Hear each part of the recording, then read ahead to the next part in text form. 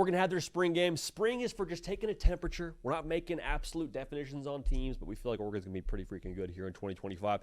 What can we take away from Oregon's spring game? We'll break it down right now. Before we do, Oregon fans, make sure you are subscribed. When you subscribe, it lets us know that you want more Oregon content. So thank you in advance for being dialed in, for being subscribed. Also, Instagram, Twitter, at JD PicKell. Get at me on there. Let me know what kind of content you want to see here. We appreciate y'all for doing that. So a couple of takeaways, man. If you watched the spring game, it was an aerial attack. I mean, they were just throwing missiles all over the field.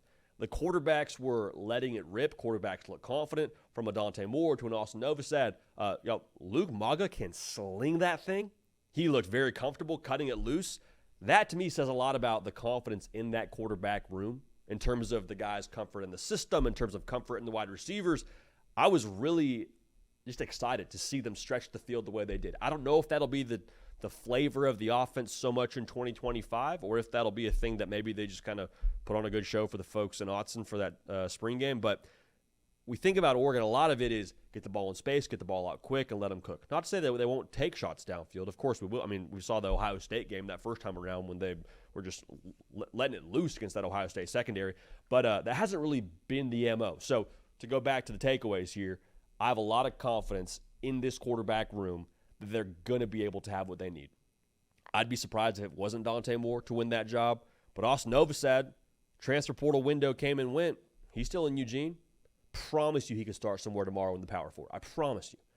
The fact that he's still in Eugene says he thinks he can win that job, says he thinks he feels good about his chances to eventually play at Oregon, and so more power to Austin Novosad. I am all the way here for the guy fighting for his job and fighting for a chance to eventually be QB1 in Eugene.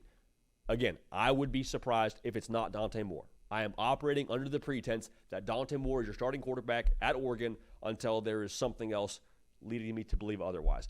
Dante Moore, I don't know if he had the best day of the quarterbacks. It's a spring game, so take of that box score as much as you want.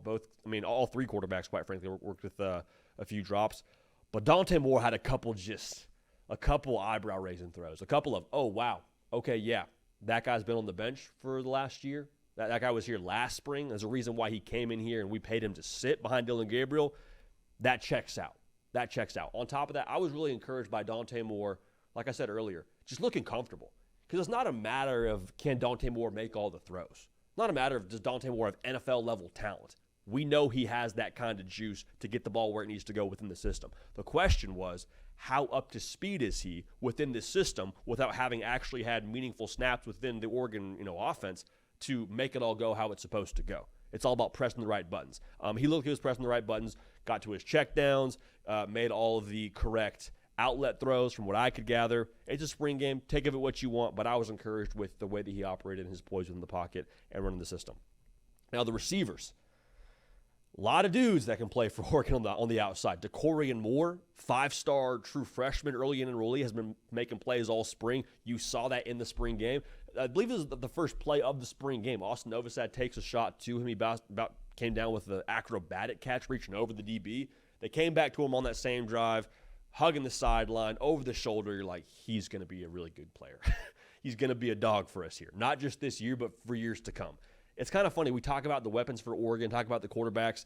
Very quietly, Oregon has become a destination, I believe, for both quarterbacks and receivers. You got 2 Heisman finalists the last 2 years at quarterback. You got multiple weapons drafted for Oregon. That's kind of the way they're trending. And when you can attract top talent like that at those positions that I think are, I don't think this is an argument, the most important positions along with the trenches in college football, like what separates good teams from elite teams is having those positions.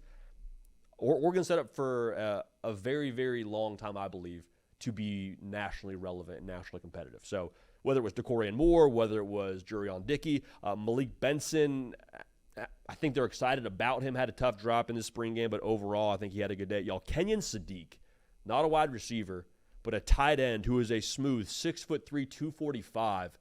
This is a massive, massive comp. So hear me clearly. I don't want to give him too much hype with a guy that hasn't had the production of the comp I'm about to give him. But the way that they will utilize him, the way that he moves, and how athletic he is for his size at tight end, reminds me of Brock Bowers. Like, you're throwing him tunnel screens. He's jumping over dudes. Wasn't that what Georgia did with Brock Bowers? They're giving him end-around handoffs. He's taking it 70 yards against Kent State. Isn't that kind of what I think you can do with Kenyon Sadiq? They said during the broadcast as well, Yogi Roth, by the way, crushed on the broadcast, they want to get him 80 catches this upcoming season. If you're force-feeding your tight end to get 80 receptions, you must be a special talent, is all I'm going to say here. So Kenyon Sadiq will be a national name. I think he very much so could be in that Mackey Award conversation at the end of the season. I think he's that good. Now, one more note here. The defensive line for Oregon, I always am hesitant to take a lot away from the trenches during a spring game because a lot of the time in different spring games, not just Oregon's, but a lot of the time the whistle will be quick and you're trying to keep everybody healthy. You're not hitting the quarterback, obviously, with a non-contact jersey. But Oregon's defensive line, even with what they lost in a Derek Harmon gone to the league, Jordan Birch gone to the league, they still look like a Big Ten title caliber defensive line. Like Amari Washington, I think he's going to be a stud for them this upcoming season on the interior of that defensive line, kind of an under the radar guy that I think will pop in the Big Ten this year. Bear Alexander, I know he's been a lot of places. I know a lot of the conversation is around him sitting out last year at USC early on in the year and all that. I get that, but reports are good on him so far. Got that number 1 digit looking pretty good, or that number 1 jersey looking pretty good in the single digit. I'm just saying, Mateo Uiagalelei, you know what he is.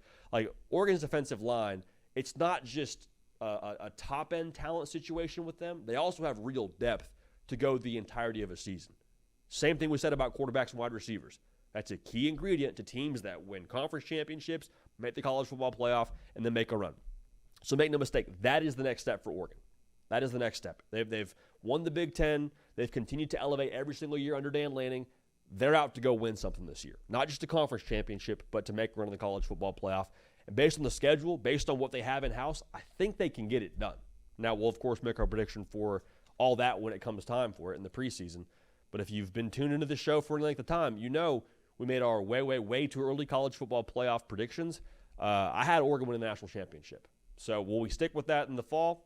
We'll see what happens. We'll of course, do our research and circle back on this. But overall, man, Oregon spring game, a lot of good stuff. Spring is for good vibes, and the vibes are, once again, immaculate out of Eugene heading into next season.